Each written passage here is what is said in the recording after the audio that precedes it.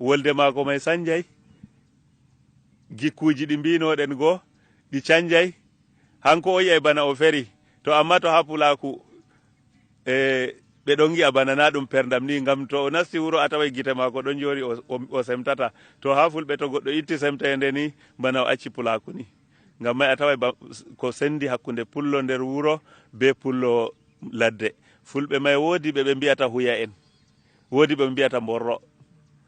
Ngam may kala pullo pat eggol artirta, eggowo hanko ɓe mbiyata mborro. To acci eggugo o jooɗake o warti huyaajo, ko ha ƙauye o woni ko ha nder wuro o woni ɓe mbiyatamo mborrojo, ngam eggudu ɗo hanjum woni mborroku may. Amma to acci ɗum o warti nder wuro ni hanko ɓe mbiyata ɗo huya en, ɗo bo mborro en. Hanjum a sendirta jooɗiɗo be eggowo. To jotta Allah rene ko woodi feerotiral hakkunde Pulaaku meɗen ɗum en jogiti haɗo ni be goɗɗi woni ɓe ha lesɗe yaasi? Woodi ko sendi Fulɓe ha men ɗo be Fulɓe lesɗe feere. Ngam may Fulɓe ɓe ɗon kasi leƴƴi Fulɓe ha men ɗo ɗi ɓuray temerre, amma ko ɗuɗɗini inɗe maji eggugo. Fulfulde may nde wonay bana kasi tati: Fulfulde hirna ɗon, Fulfulde caka ɗon, Fulfulde wakkere funange ɗo ɗon. Ngam may hanjum waɗi ha deftere nde laamiɗo umri ɗum waɗa ɗum fassira Qur'anu be Fulfulde. To nde ɓe ngaɗi mitin tabital Pulaaku international de duniya fuu, sey ɓe laari Fulfulde Adamawa hayre woni caka. Hayre goɗɗo hirna waway nanugo nde, goɗɗo caka waway nanugo nde, goɗɗo fuuna waway nanugo nde. Sey ɗum windiri tarjama Qur'anu may be Fulfulde. Amma Fulɓe hirna hamɓe nde ɓe ɗuuɗa eggugo bana Mali, Burkina, Sénégal, Gambia be ko heedi ton, a taway leƴƴi may pat ɗi calata 5. Ngam hamɓe ton Fulɓe may puɗɗiri, nden bo wala ɓe dilli. A taway woodi ba'en, woodi jalluɓe, woodi siddiɓe, leƴƴi may ɗi calata bana leƴƴi 5 ni. To ngam may hamɓe ɗi ɗuuɗay, ko ɗuɗɗini inɗe leƴƴi may ha men ɗo eggugo. Ngam kala leñol fuu to ngol eggi ngol yahi ngol hoɗi pellel feere ni, sey inde magol sanja.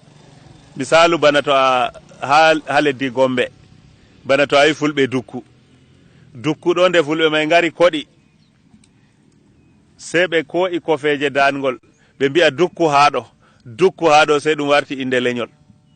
To a yahi ton a tawa ɓe mbi'a Fulɓe feere siranko en ɗo ɗum Fulɓe jooɗiɓe Shira.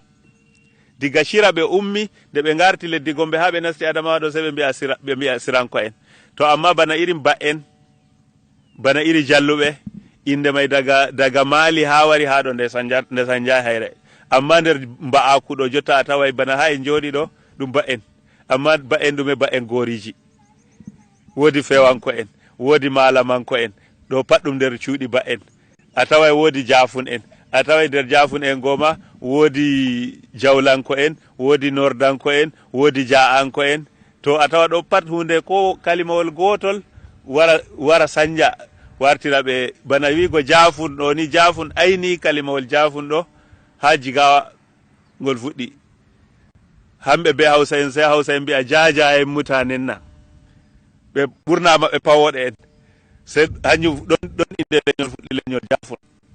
Ngam may to a yahi Jigawa tawi woodi jafun local gamman, to ngam may ɗon inde jafunako may ma nde fuɗɗi. To a taway ɓurna leƴƴi ha men ɗo pat nder cuuɗi ɗiɗi ɗo, ko suudu ba'en ko suudu jafunaku. To amma hanjum waɗi, amma a tawa inɗe may ɗuɗɗe, woodi uuda en, nder uuda en may ma woodi bokolo en, woodi sulluɓanko en, e bana huya en jooɗiɓe. A tawa ha men woodi mbeewe en, woodi iso, woodi sindiga en, woodi wuyti en ɗo ha jaada ɗo nde fuɗɗi.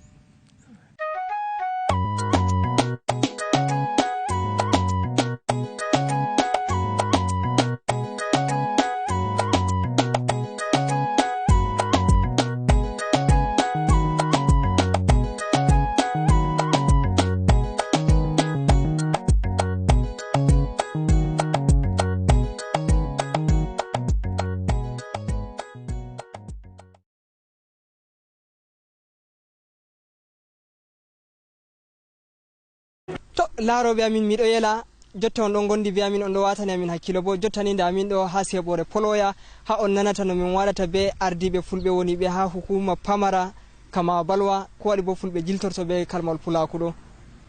Bana no mbiɗen aran kala leñol pat to a andi haala leƴƴi a tawa leñol pat wodi ko ngol sendiri be leñol gongol.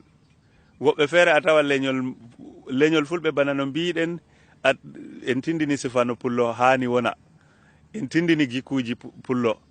To a tawai ko a sendirta pullo be goɗɗum feere wodi ko sendata. Kala leñol fu a tawa leñol feere a tawa ɓurnamagol pat ɓe rammuɓe, leñol feere bo a tawa ɓurnamaɓe pat ɓe juɗɓe.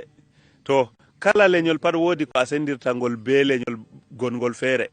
Hanjum waɗi ko huwoɓe hukuma ɓe mbawai ɓe cenda to goɗɗo huwai bana misalu bana iri migration to ɓe jangini mo o wawai o senda ɗo ɗum himɓe leddi kaza ko ma ɗo ɗum himɓe leñol kaza, ngam bo nda kala leñol fu sifa muɗum no wayi wodi ko a sendirta ngol be gongol.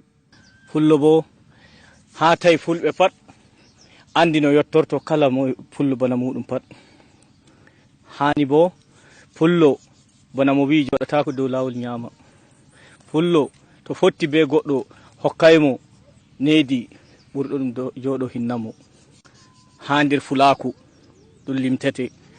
To wala ɗum ni fulaku wala nder fulaku, wurti fulaku. Noy bo ɗum wodi mbusuna ha roɓe ɓe yofi aadi fulaku ɗo, ko ɗum wala mbustu ha maɓɓe? Wodi mbustu na ha rewɓe tan, ko gorko bana no arɗo wima to o yoofi al'ada fulaku, ngam to goɗɗo laari al'adaji may ɗiɗon jaada be dina semtende, ɗum kugal dina, amma ɓe giɗi gorko ma ta o yofa al'ada bana no o tindinma to goɗɗo fotti be ɓurɗo ɗum o joɗoto o hofnamo ko nder luumo. A tawai to goɗɗo fotti be dottijo pullo o fottai be himɓe ɗuɗɓe o homna ɓe o ɗon dari, amma to ɗum dottijo pullo o fotti sai a tawa o joɗake ha leddi ko caka luumo. To nden to goɗɗo yoofi al'ada wala ko o wawata waɗugo, to o itti semtende wala ko o wawata waɗugo. To ngam may dole musamman rewɓe dole ɓe mara semtende. Ngam may hanjum waɗi a tawata ha fulɓe koda ha nyallirki to ɓe ɗon nyalla a tawa dotti en ɗon joɗi wakkere, ɓikkon ɗon joɗi wakkere, ɓe jillidirta bana luttuɗum leƴƴi. To jotta larene banta woɓɓe ɗon mbiya fulaku ɗo ɗum ɗon nder ndimu, ko woni gonga haala ma? To fulaku ɗon nder ndimu, ko waɗi ko en mbiyata asli ko en mbiyata ndimu na goɗɗo mo maraka diga jamanu konu ɓe codaymo ɓe konaymo, hanjum hokkata goɗɗo ndimu. To ngam may fulɓe bo baba maɓɓe mo fuɗɗi ɓe mayma ɗum sahabojo bana no en mbi, sai a tawa hanko ɗo ko ummi o meeɗayi honego, amma mo ɓe nangi ha ga dina mo ɓe